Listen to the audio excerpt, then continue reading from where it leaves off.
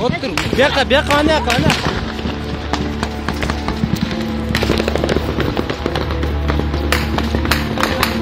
Çatma tren.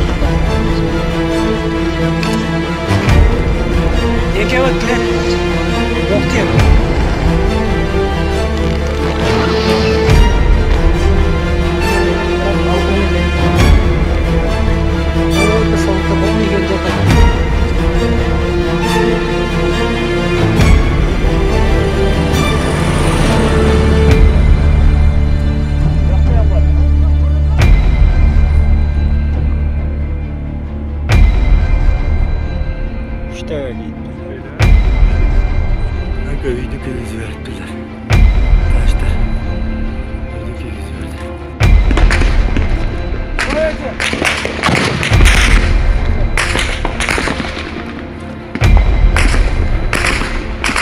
Senin de uruş başlandı.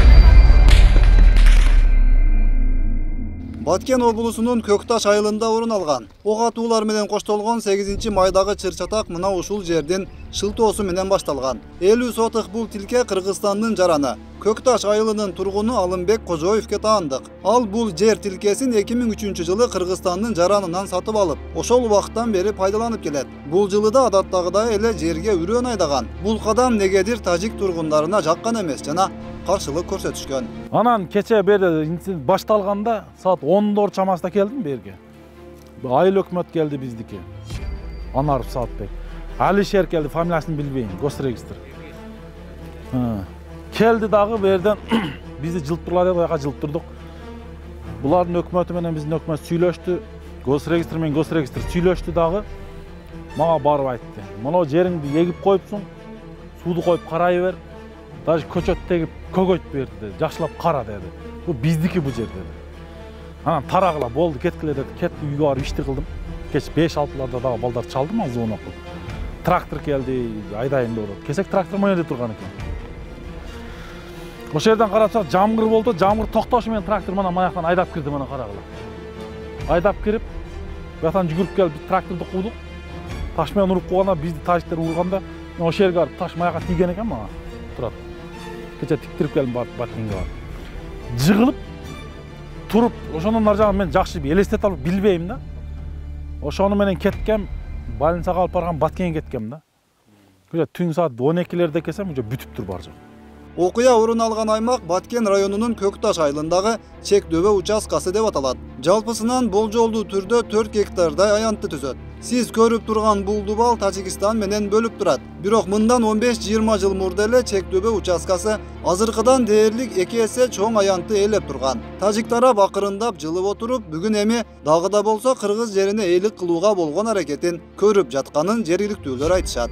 Тажик неге талашат бу жерди керип? Ошентип кыргыз жерин айдоодон чыккан чыр-чатак кыргызстандыктар менен тажикстандыктардын бири-бирине таш атышуусу менен коштолгон. Тажик тараптын аскер кызматкерлери дароо чогула калып, ок атуучу позицияларын ээлеп, кадимки атышууга даяр турушкан. Бирок кыргыз чегарачылары келип, тажик тарап менен сүйлөшүүлөрдү жүргүзүп, провокацияга алдырбоого чакырышат. Ошол жерде сүйлөшүү болду, чечилбеди. Ошонун ал жакка кеттик. Ал жактан таш уруу болду. Алар биз баары таш уруу болду. Ошонун улам предупреждение болду. Асманга алардын органы баштап атты. Анан биз жактан предупреждение болду. Ошонун токтоду. Элдер ал жака чыкты. Органдын адамдары чыгарды. Ме oldu. Алардан оқ шықты. Нерлерде бары жашынып алып атышты. Жүрүң, ошақты көрсөтпөйсүз, каердерден атып. Мына нер дуалдың эшиктеринен бар жогунан атылды. Ошол жерде туруп булар полицияга жатып бардыгы булардын органдарынан жакшы жерге жайгашып туруп атканынан биздин органдардын үчөөнү жаракат алып калды. Алар мына жактан туруп алып атышты. Ооба, ошол жактан туруп баары ушунан мынакей Тажикстан органдарынын турган жерлери, Кыргызстан аяк дөңкөңдөрү. Ооба, ачык жерде калды. Ооба, 3 солдатка ок тийип калды. Ошол органдан көгөйсө мынаяка жакшына болот эле деп ойлойм да. Ооба, көгөйтүп мындай жакшы полицияны коюп. Бул гильзаларды ошол атышуу болгон жерден таптык. Дээрлик 1 саатка созулган ок атуудан кыргыз чегарачыларынын 3 аскери жаракат алган. Алардын биринин абалы оор бойдон калууда. Солдаты?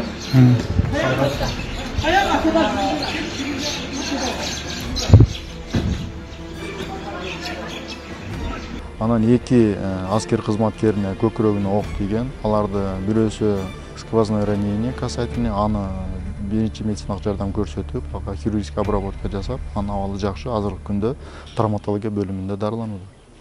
Андан кийинки 3-чү жараныбыз бул аскер кызматкери, анын дагы колуна жана көкүрөгүнө тийген. Ал ок алынды ал жерде. Андай эч кандай коркунуч жаратпайт. Анын дагы абалы туруктуу, жакшы. Бүгүнкү күндө ошол травматология бөлүмүндө дарыланууда.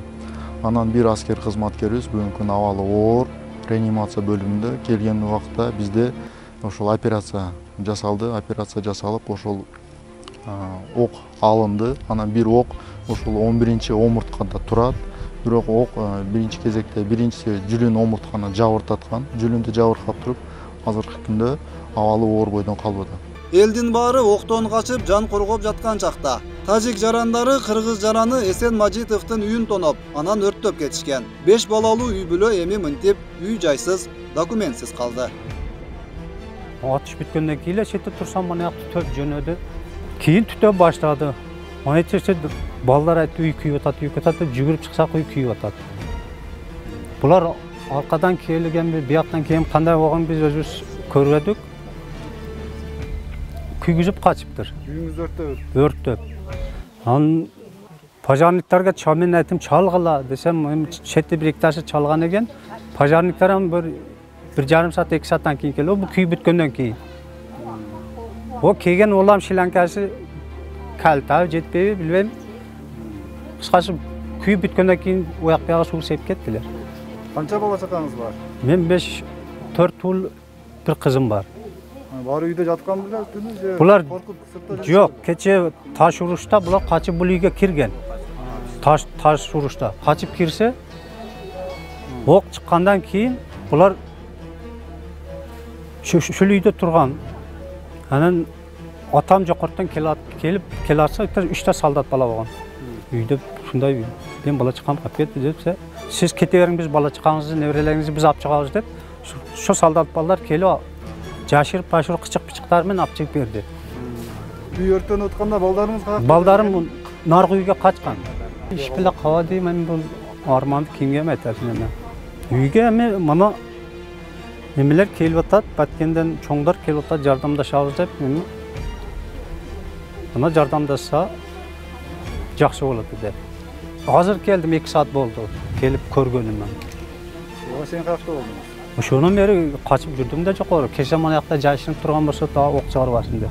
Үйдүн бир бөлүгү күйүп бүткөндөн кийин экинчи бөлүгү да өрттөнүп баштаган. Экинчи иретте аймактагы өрт өчүрүүчүлөр чакырылган. Бул кызматтын унаасы үйгө жетип келгенде бузулуп калып, тамдын күйүп бүтүшүн карап туруудан башка эч нерсе кыла алышкан эмес. Өрттөнгөн бул үйдүн артында эле тажик жаранына таандык делген коргон бар. Негизи мурда алардын жери о паста болчу да. Анан азыр учурда уже кысып келип мэргечен келди. Ушунда мына жол биздики карайт.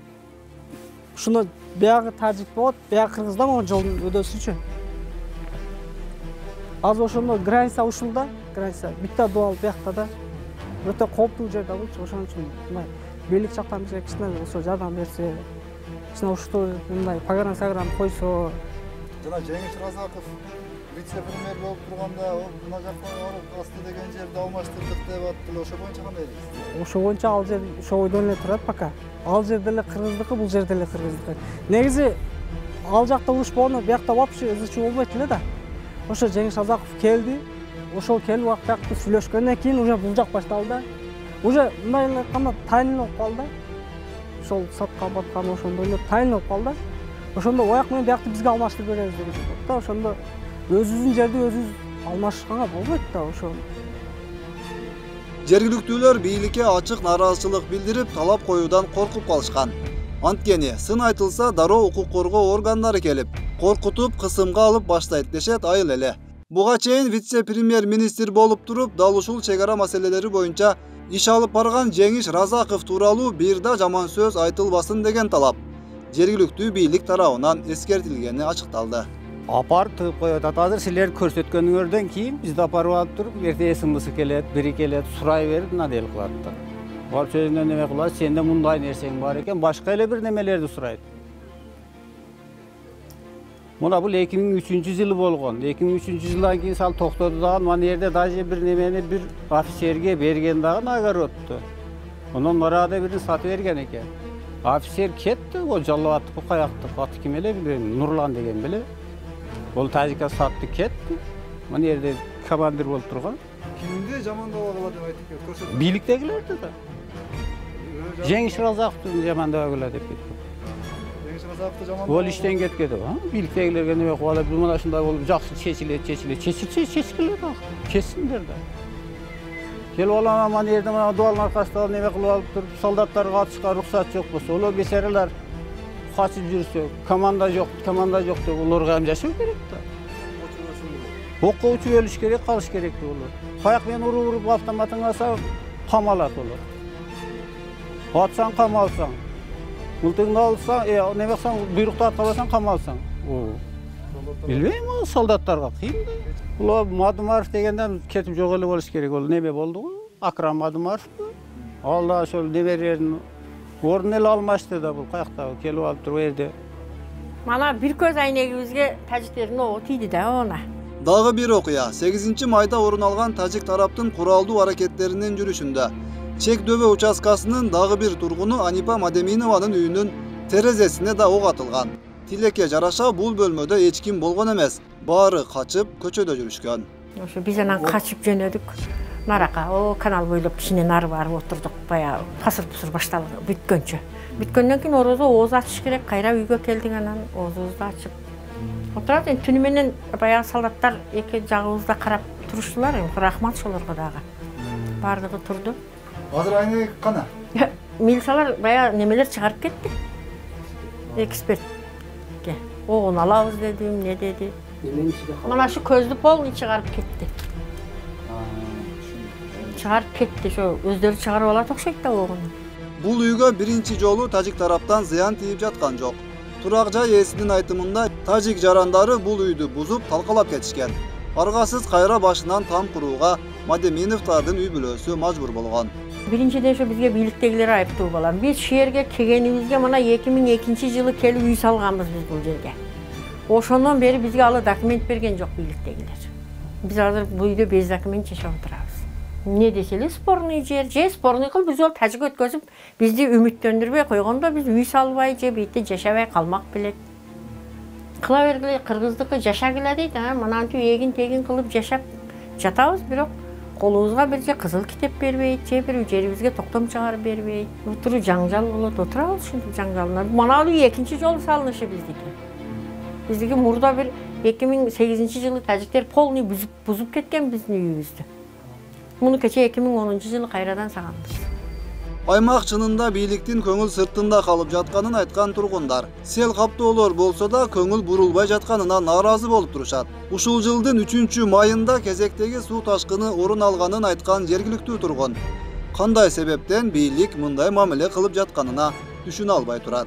2001-жылдан бери жабыркап келатабыз. Мына 2003 жакында эле болгон айтайын, 3-майда. Анаяктан каттуу жаандан бул жаан эле мөндүр болгон эмес. Azırak kelgen eken, mana karasaňar mana azır bir yerde mana juup kettik. 2001-yillarga mana yerde bul jol jok bolçu. Mana yerge damba kurulat degen. Birinci sen uyuňdy köçüröz dedi. Ondan keyin damba kurulat dedi. Damba da jok karasaňar. Je damba jok. Hazır selkese tur murda bir yaka iki jaka bölüngen. Mundan jayılıp ketken. Az bunday debe kıldık. Hazır bölünет az bundan da karasaňar mana. Joldary köresiňermi? Pasjakta ülüş yerler var. Ülüş yerler köl bolgandan keyin biz Tajikistanга, bizim ülüş yerler Tajikistanга damba bolup turatdy. Şondan beri hiç kim kelgen jok. Hökümet kelet dagı gaýdyp myskyldaýdy. Dualyňar buzuldy dedi. Dualyny egin beken. Dual menen adam jep karın toýar eken. Eginler bardy ketdi de. Bir nerse deseň 90 000 kaýsy bir kala 2017-ýyly arız yazsam, şantaj men 2 arız yazdım dagı şantaj uyuşturup men 1,5 000 iştirap tölegem. 8 saat jatkanmyn. Apardy, söktü de bu. Bu yerde Raziya degen neme ayıl başçı var ol. Şantajör. O men Münbulakdagı jerde ol. O yerge ayıl başçı da emes. Jemler atayın şonu eşitip barıp turup. Arız yazgandan keyin 2 aydan keyin bargan. Jer turele жерди seniki emes dep menen talaşat. Başka adam talaşsa qaytyp bular çeçişin orduna barıp meni sot koyup korkutatdy. Kısımçılık yaptı az barıp karasaň jollar. Azır jolda oňdoýduk dep jagma jalganda aytat. Kaýerde jol oňdolganma nerede? Jol turatdy da jollar. Aileli tınçlıkta, koňşular menen dostluk mamilede gün geçirүүgө kızıktar. Birok mындай жашоо Tajik tarapka jakpay jatkandyktan ulam kol salууlar, argандай şıltoolor menen çır çatak çıgarılışından çarçap ötüşkön. Tajik tarap menen Kırgız biyligi çeçkindүү şartda süýleşip, maseleni çeçip berүүдün orduna kayra kırgızstandıklardı korkutup, kamak menen jazalap jatkanyna narazı. Az bizim mesela arızalı varsa biz aparıp tıp koyat mesela bir sülösegil aparıp tıp utatda çekilenlesi. Hem çap hem bette çap ketiş gerek mi bilmem ne oyda bilmem. Ne degen bir hiç bilme yok da bir çeşim yok da bettesi. Problemani aytıp çykkandarga kısım bolot aga. İki hastanede ertek o batıyı tartıp da var. Hazır akıl olacağına neme kılıp ki? Sülö utatdı vardı. Hiç zamanda ögüledik. Tajik tarap bolso bul okuyada толук бойдон Kırgız arandары жана asker kızmatkerleri күнөөлүү экенин rasmi түрдө bildirip чыгышты. Kırgızstan menen Tajikistandын tышкы иштер министрликтери бири-бирине nota berişip, Aytor murdagıday ele hareketler kaytalandı. Albatta, okuya orun algan жерге Kırgız hökümet başçısı bargan jok. Vice premier ministr Akram Madumarov Tajik kesipteşi menen telefon arkылуу süýleşdi. Anan Batken obulusuna bardı. Koomçulukta bolso Kırgız-Tajik çegaraçırın çeçүүnүn eң tuura jolu katары. Çegaradagı kontrabandalık yük taşıууларды толугу menen joyuu sunuştalyp kelet.